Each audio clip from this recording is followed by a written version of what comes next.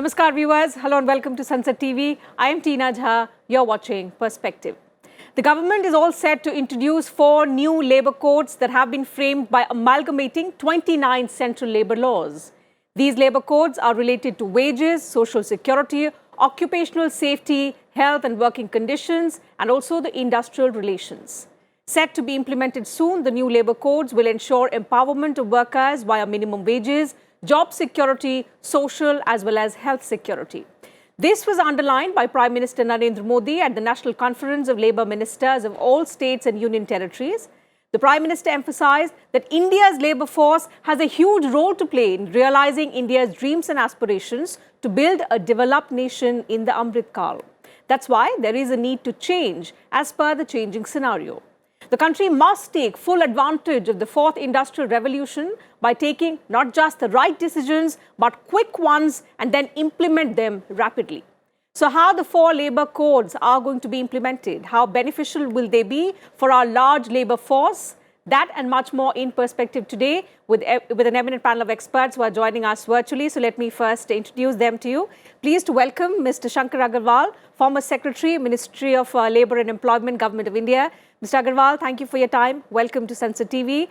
Mr. Sandeep Agarwal, Chairman, Industry Affairs Committee, PhD, Chamber of Commerce and Industry. Mr. Agarwal, thank you for your time. Welcome to this edition of Perspective. And Professor Arvind Mohan, Department of Economics, University of Lucknow. Professor, thank you for your time. Welcome to Sansad TV. Thank you. Mr. Shankar Agarwal, let me begin by getting the policy perspective. Now that the 4 codes are set to be implemented, although in a phased manner, but albeit they are set to bring about the kind of reforms that the government has aimed to bring about in the labour regime in India. Since you've been very closely associated with drafting of all of these laws, give us and our viewers a sense of what was the idea behind subsuming 29 labour laws into just 4 simple labour codes. You see, Tina, first and foremost, it is not some kind of an integration of 29 central labour laws. It is much more than a mere arithmetic integration of these labour laws into 4 labour codes. What has been done? That it has been rationalized, it has been transformed, and there an attempt has been made to bring some kind of a balance between the requirement of industry and the protection of rights of every labor worker in this country. Most of these laws were created way back in 1900, in the beginning of 1900, thereafter in 1947, thereafter in 1970s, and thereafter 1990. But many of these labor laws have become archaic. As you had said, many of these labor laws were created at the time of slavery. Now things have changed. And we got to change with time. And if we do not change with time, we'll get fossilized. The idea was that let us create a mechanism or an ecosystem of labor law which are in light of the economic revolution, new economic order, as well as to ensure that each and every worker, whether in the organized sector or in the unorganized sector, gets protected against exploitation. That was the main objective, and that is what we achieved. Absolutely. Now, we'll discuss about, of course, the implementation bit. There's been some kind of delay. Now it's going to be implemented in a phased manner. So 2 codes first and then going forth later, the other 2 codes. But the kind of, impact it is going to have both on the employers as well as the employees. Mr. Sandeep Agarwal, from policy perspective, let's move to the industry perspective. What is going to be the most significant impact on the organizations, particularly once these labour codes are implemented? See, the most important thing which will change probably is that the mindset of the people will change, because now everybody needs to be paid through check. This is very important because the industry many a times are paying industry or employers were mostly paying through cash, and out of the 50 crore workforce, almost 40 crores is unorganized, and most of it was only paid through cash. So when these codes are fully implemented, I'm sure every single worker, even a housekeeper, as a servant at your house, will also be getting his salary on the by check in the account. So basically, things will come on board. People will have to show their expenses clearly, and the benefits to the employees, more important, will come in. The industry will have a lot of issues. We will not be very happy. We will feel the pinch. The cost will increase. But then, as I say, when something happens for everybody, it really doesn't matter to anybody. This is what our industry needs to understand. And I believe most of the industry has, over the last 5-10 years, has started understanding that there is no other way than to go digital and through the correct route, and that is going to benefit everybody. Who wants to keep cash accounting? Nobody wants to do that. And there was a lot of losses and failures because of that. So I believe industry will feel the pinch, but the industry will ultimately end up giving all the benefits, ESI, EPF, gratuity, leaves, all kind of benefits to the workers. We will have safe workplaces. So basically,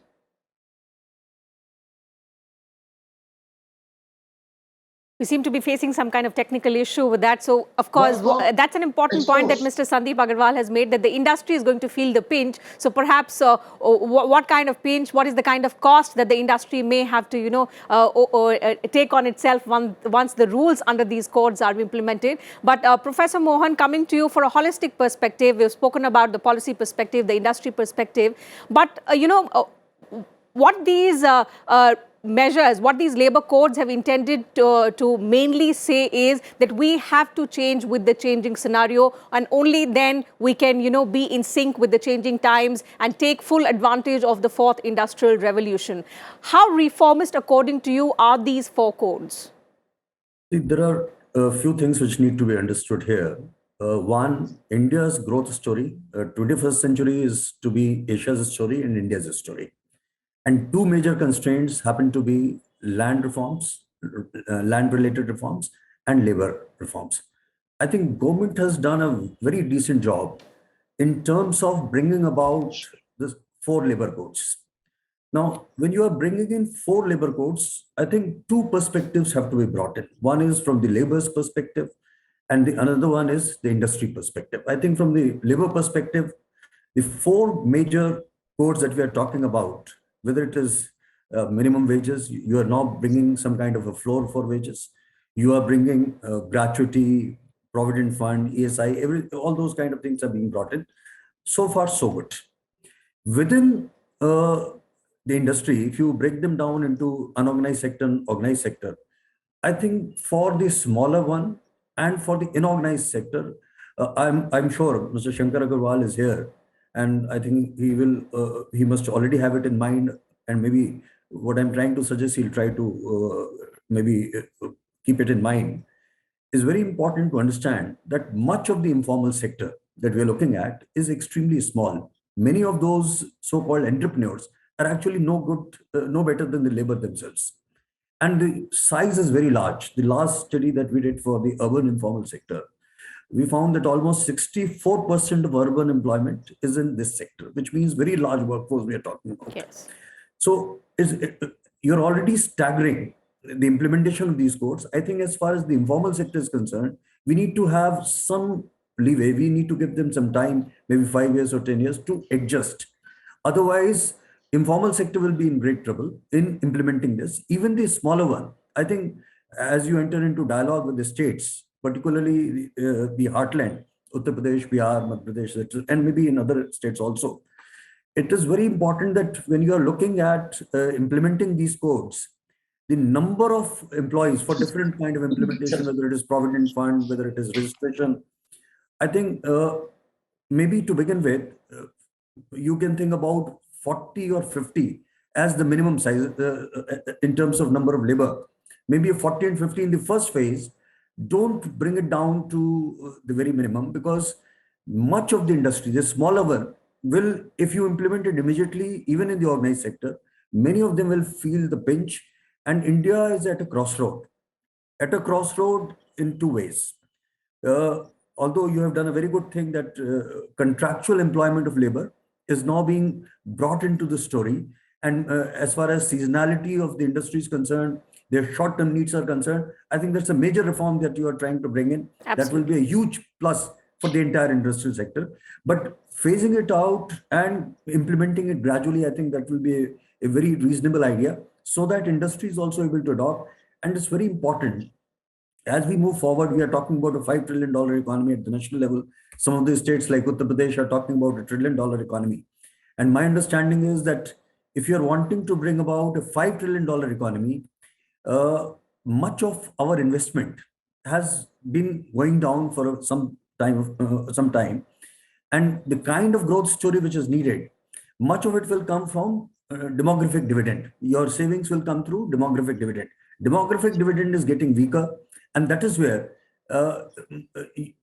we have to intervene on the demographic dividend side, and that is where MSME employment becomes extremely important.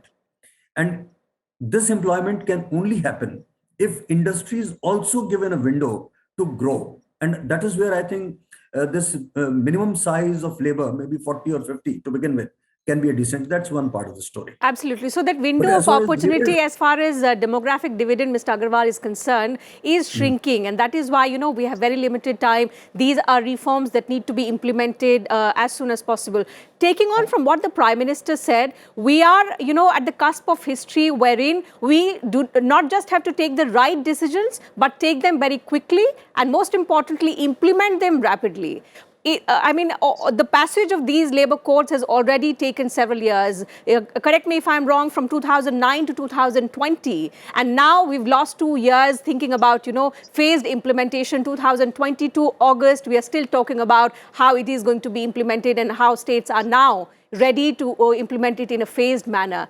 How can we expedite the implementation procedure? Even if it's in a phased manner so as to not cause much inconvenience to the industry, it has to be done rapidly. You see, the biggest problem in implementation is some kind of a disconnect between the state government and the central government. You know very well, and as you have said, these laws were approved by the competent authority, that means by the parliament, about 2 years back. We had taken more than 2 years for implementation and we had not been able to implement it properly. Primarily because there was some kind of a disconnect, some kind of a difference of opinion between the state government and the central government. In democracy, it's only the dialogue which works. And that is what the Honorable Prime Minister has started. He invited all the labor minister and the labor secretary across country. And if we keep meeting on a regular basis, many of these problems can be sorted out and the implementation will be fast. Second is creating awareness about these labor laws. These labor laws should not remain in the books and the files of the government or in the union. We have to make everyone aware of these rules and regulations. Though informal sector has got its own strength because the entry is easy and exit is also easy. So a lot of people can enter and a lot of people can get out of that. However, we have to ensure basically 2 or 3 things. First is wage security, and that is what is being done under these new labor code. That certain minimum wages have to be given, whether in organized sector or unorganized sector, is a huge, huge plus for the worker. And mind it, it does not mean that the guys from the industry or the employer will become little apprehensive about it. They would also like to keep their labor happy, provided they are able to give better productivity. If you are able to give them decent wages, surely they'll put in more hard work. Okay. Number 2 is social security. You see, in organized sector, you have got EPFO, you have got ESIC, a whole lot of other schemes are there. In the unorganized sector, there are certain schemes, but many of these benefits are not being accrued to the workers, primarily because we do not have sufficient database. And that's why with Shram Portal and many other databases, and when workers get themselves registered, a whole lot of benefits can be made available to each and every worker, whether he's a domestic help whether it's a driver. Certainly. So I a think guard, uniformity anybody else. in organized sector and the unorganized sector is something that is going to take a little while. But Mr. Sandeep Agarwal, disconnect has been one challenge towards implementation. Tell us about the apprehensions of the industry. Have that also caused some kind of delay? And the other stakeholders as well. For example, the trade unions. Have there been concerns that they have also cited which have led to further delay? See, obviously, I'll give you a few examples. In 2020, first time, people came and started understanding work from home system, ethics, how to do work from home. Is it, when you give work from home jobs to people, how do you give them leave? They're already at their home. Do you still provide them with transport? And do you provide them with internet services? Do you provide them with laptops? If a child is crying behind my back, is it okay? Or the boss can, put penalty on the worker. So these are many issues which have just come in because of the COVID. And new issues are going to come in. Like states, some of the states are obviously insisting that the workers from the state only, domiciled workers can only work. Say, some states say 50%, some 70%, some 90% also. So these codes should not lead to more problems, because industry, what is more afraid is always, industry is afraid of that tomorrow we may not be prosecuted, and then the acts become draconian sometimes. Then for small mistakes, they can be put behind the bars. Ma'am, what is the average size of an employer?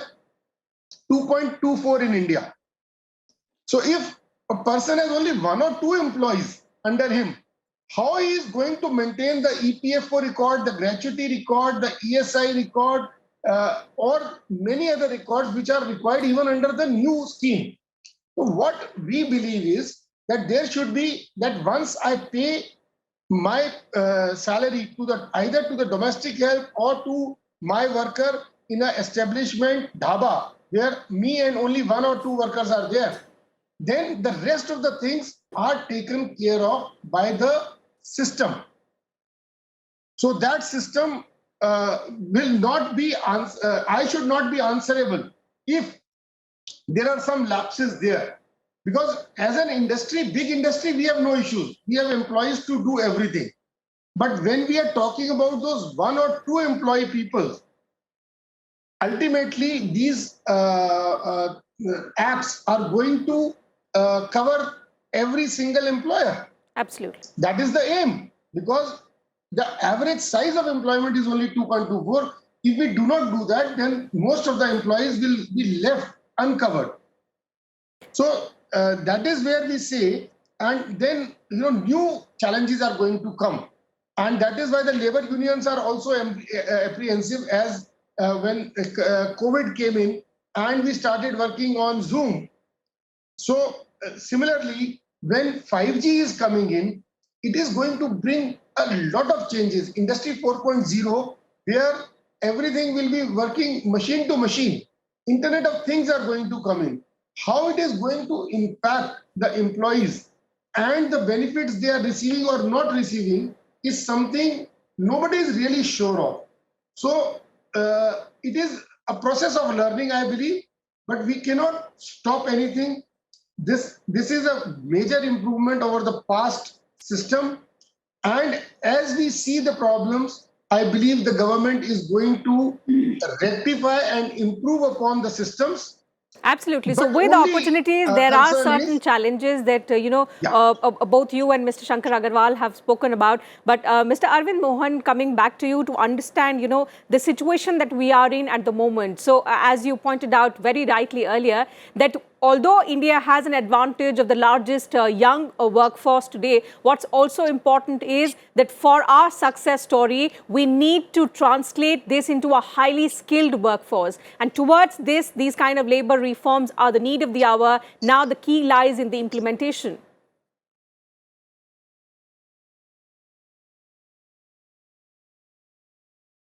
We seem to have lost connection with Professor Arvind Mohan. Let me go back to Mr. Shankar Agarwal for this question. Mr. Shankar Agarwal, we've already lost valuable time. Now, in the little opportunity, little time that is left for us, how can we, expedite this procedure wherein our young labor workforce can be translated into highly skilled labor workforce, which not just helps in the progress of our economy, but also contributes towards the growth of the world economy? You see, as you said, this dividend of being young labor can be achieved only when we give them meaningful and the required skill sets to our workers. Suppose today we start giving them training on technologies which are say 50 years old, this will cut no ice, it will be of no purpose. Idea is to equip our workforce with the latest technology. And capacity building means basically the training part, the skill building. That's a little dry kind of subject, and it's a very difficult subject.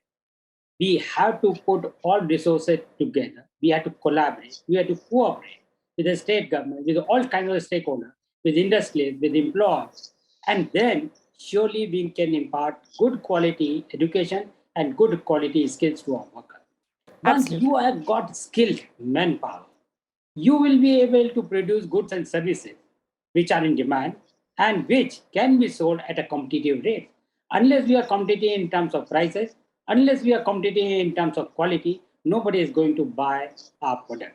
And that is possible only with high skilled manpower, and that means higher productivity, and that can be achieved. That's not a very difficult job. All Certainly. And Mr. Sandeep Agarwal, when we talk about enhancing workforce, ensuring better conditions of work at the workplaces, one important area that India has to do a lot of catching up on is to ensure gender parity at work. How are these labor laws encouraging more and more female participation?